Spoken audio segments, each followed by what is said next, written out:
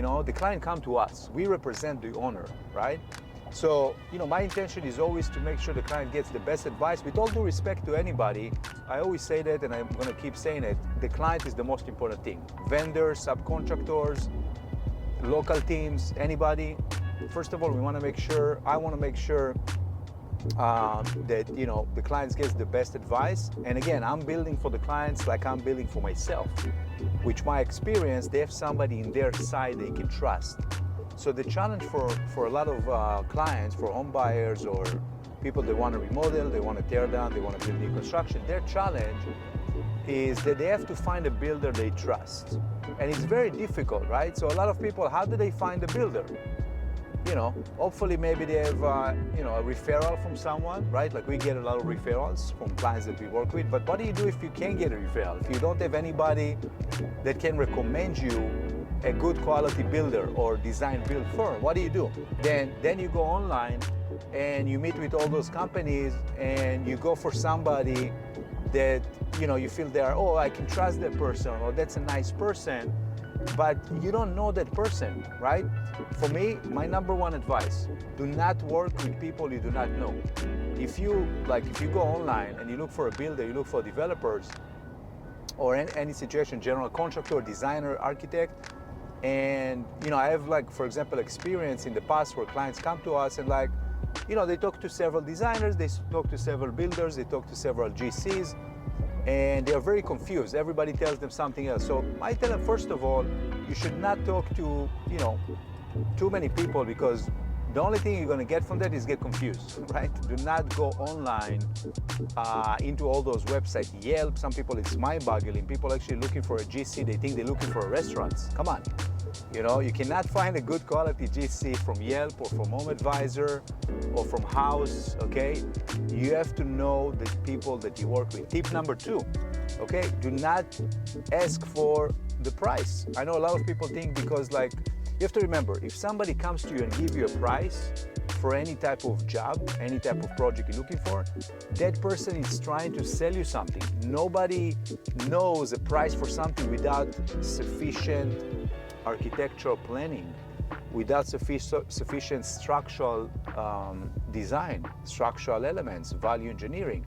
So now they train you, those type of project manager, they come and give you a price because they need to sell something, because they work on commission, so they want to give you a price. They give you a generic price, right? That's not based on any, measurements. Quite often when you start construction, things kind of getting, 4, 5, 10 times more expensive because, they don't have the actual planning. First of all, get the planning done, get the architectural done, get the engineering done. So you have power. You have power because you know exactly what you're doing, and you can get a custom design cost for your project, right? Like a custom build. That's tip number 2. Tip number 3, have a realistic budget.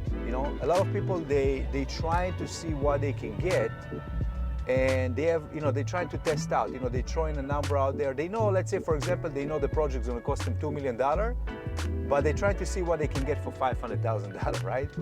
So listen, if you know the project is going to cost $2 million, and you try to see what you can get for 500, you're basically wasting your time. If you cannot afford it, sometimes, maybe do less, right? So we actually have an option for our clients to phase out the construction, which I actually strongly recommend to phase the construction, because you can control the budget as you can open the walls, you can see if there is any surprises, and that's allow us to control, the project as we go. So tip number 4, remodel sometimes can be a better solution. So another kind of inside tip, a lot of times, you're going to contact people again online, you don't know those person, you don't know if you can trust them, but they are nice, and they're going to tell you you have to tear down your property, right? In 80%, when somebody comes to us and tell us, somebody told me that, or people told me I have to tear down the property, we actually advise the opposite. We advise to remodel those properties, not to tear it down. So obviously there is, remodels versus new construction.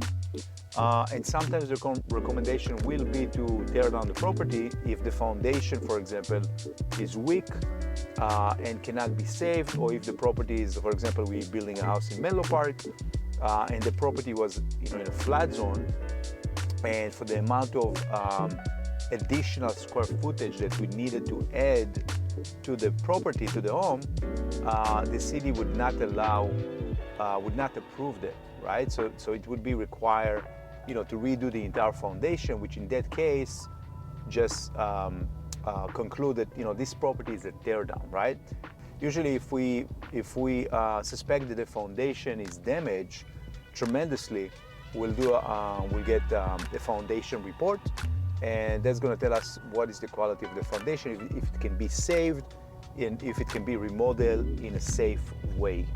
It's more challenging to do a remodel. It's not easy, but that's kind of our specialty, right? Our specialty is actually large-scale remodels, and that's our bread and butter. That's what we do all day long. We always want to make sure we are not too busy, and we have enough time to curate very carefully each project, right? So our quality control and everything that we do for each project is going to be very carefully controlled, right? So we have our own unique system how to control those projects, how to make sure that each project is definitely being taken care of in the level of expectation that we like and that the owner expect. Again, the type of client that we're working with, they expect a certain type of quality and service, right?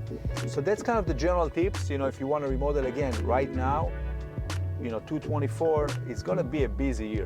We're going to get back to a situation where, that's what I think. I think it's going to get back to a situation where we've seen, after the beginning of COVID, 2020 started very slow. People were scared, but then boom, after a few months, okay, it's not the end of the world. Everybody's back, everybody's buying, everybody's crazy. So I feel like that's what's coming up right now. It's an election year. Interest rate's going to go down. If you want to remodel, if you want to build new construction, whatever you want to do right now, get in line. Let's put it that way, get in line. You want to work with Moses Hershko Development, you want to work with MHD Group, you can go to our website, Moses Hershko Dev, moseshershkodev.com, fill up the form, fill up the inquiry, project inquiry form, or go to my Instagram. And if you are available, if we're excited about your project, my team is going to reach out and we're going to schedule a meeting. I'm involved in all my projects, A to Z.